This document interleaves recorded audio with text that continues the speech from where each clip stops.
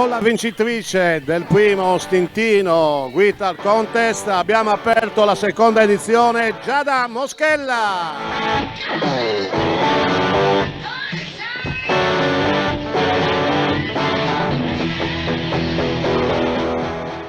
I ragazzi sono dietro il palco e sono assolutamente emozionati. Qualcuno è tornato, qualcuno è qua per la prima volta, è un concorso per loro estremamente importante. Appunto per questo, siccome sono tutti in giro, facciamoli sentire il calore della piazza, anche se fa freddo. Facciamoli un grande applauso a tutti i 9 partecipanti che vengono da varie parti dell'isola, della Sardegna.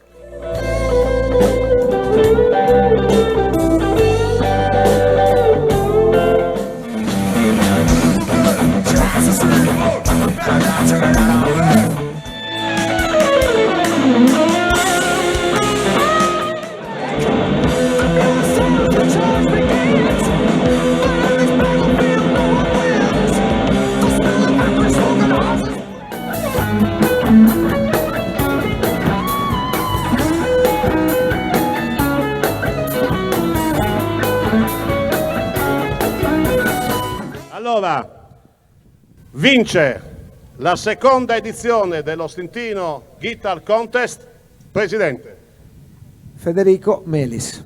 Federico!